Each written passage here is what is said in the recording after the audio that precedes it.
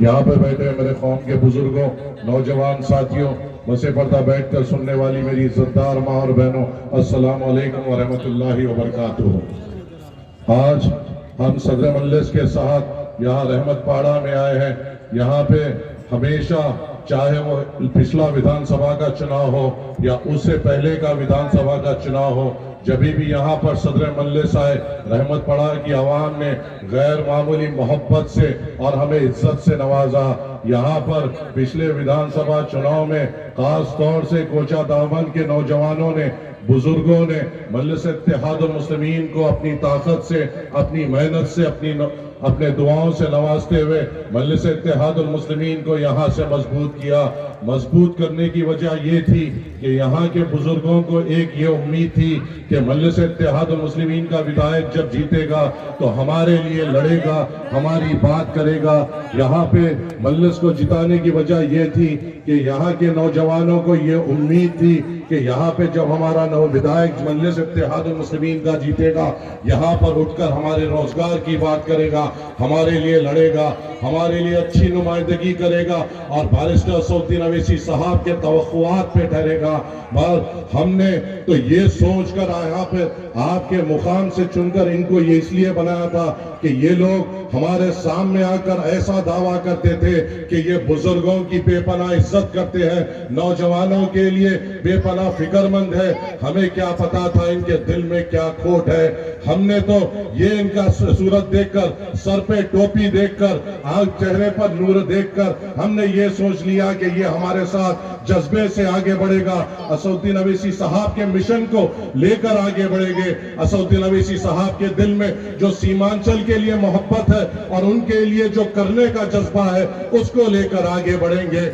جیسا ہی انتخابات ختم ہوا، 2 سال کے بعد ان کو سطح کے ٹھیکیداروں نے بلا لیا، ان کا مول لگا لیا اور یہ بکے ہوئے مال کی طرح جو بازار میں بکتے ہیں، ایک ودائق نہیں، ایک بکے ہوئے مال کی طرح بکتے ہوئے ہمارے آپ کے توقعات کو ٹھکرا دیا، آپ کی اور ہماری محنت کو ٹھکرا دیا، نوجوانوں کے آنکھوں میں آنسو لا دیے، بزرگوں کو پھر مایوسی میں لا دیا۔ جو خواتین عزتدار ماں اور بہنوں نے یہ امید سے مجلس اتحاد المسلمین کو طاقت دی تھی کہ میرے بڑوں کو دیکھا تھا یہاں سے دوسری جگہ جا کر کام کرتے ہوئے، میں نے جو میرے شوہر کو دیکھا تھا دوسری جگہ کام کرتے ہوئے اپنے گھر کو چھوڑ کر، مجلس اتحاد المسلمین جب مضبوط ہوگی میرا بیٹا میرے ساتھ رہے گا، اس کا روزگار یہاں پہ آئے گا۔ مگر یہ نادانوں کو ہمارے بچوں کے روزگار کی پڑی نہیں تھی، ان کو تو اپنے آپ کو بیچنا تھا، بکے اور چلے گئے۔ مگر ہم نے ہمارے حوصلوں کو نہیں کھویا، ہمیں وہی جستجو سے،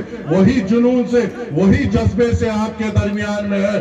ابھی بھی جبھی بھی ہم مقابلہ کرتے تھے، آج بھی ہم مقابلہ کر رہے ہیں، انشاءاللہ آگے بھی سیمانچل کے واسطے لڑتے رہیں گے، یہاں کے نوجوانوں کو حوصلہ دیتے رہیں گے، یہاں کے بزرگوں کو طاقت دیتے رہیں گے، یہاں کی عزتدار ماں اور بہنوں کو یہ بتائیں گے کہ ہم بھی آپ کے بیٹے ہیں اور آپ کے لیے ہم فکر مند ہیں۔ آنے والا انتخابات لوک سبھا کا ہے، آنے والے انتخابات میں آپ کو اس کو چننا ہے جو اسد الدین اویسی صاحب کے ساتھ اس ایوان پارلیمنٹ میں جائے گا۔ آپ کو ان کو چننا ہے جو اسد الدین اویسی صاحب کی طاقت بنیں گے۔ تو آپ کے سامنے 2 لوگ ہیں، آپ کے سامنے ایک جگہ مرد مجاہد اختر الایمان ہوگا اور ایک طرف وہ کمزور جاوید ہوگا۔ تو چننا کس کو ہے؟ طاقتور کو اور طاقت دینا ہے یا کمزور کو اور طاقت دینا ہے؟ یہ فیصلہ آپ کو کرنا ہے۔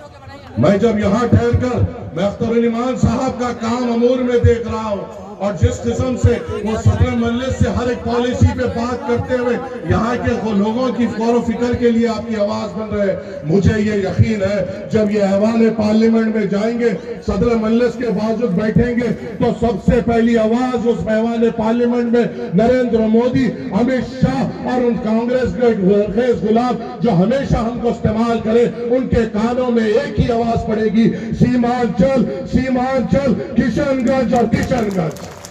یہ آواز آپ کو اور ہم کو وہاں پہ اس ایوان پارلیمنٹ میں گونجتے ہوئے دکھانا ہے۔ اختر الایمان کے خدمات آپ کے سامنے ہیں، اختر الایمان صاحب کب سے آپ کی آواز بنے ہوئے یہ آپ کے سامنے ہے۔ جبھی بھی اللہ سبحانہ وتعالیٰ نے ان کو موقع دیا، طاقت دی، ایوان کے اس دیوارے گواہ ہے کہ انہوں نے آپ کی بات کی۔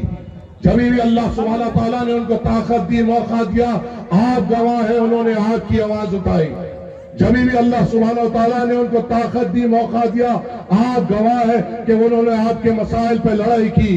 کیا آپ اس چیز کی گواہی دے سکتے ہیں کہ جو جاوید یہاں پہ ہے انہوں نے کبھی ایوان پارلیمنٹ میں آپ کی بات کی؟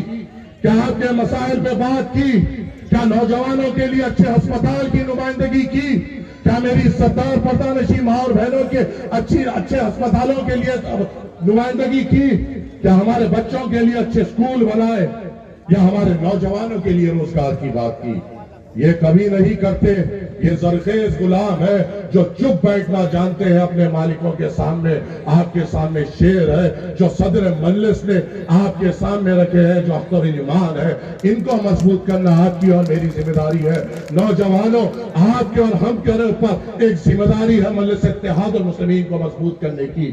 آپ کے اور میرے اوپر ایک ذمہ داری ہے اس ہرے پرچم کو بلند کرنے کی۔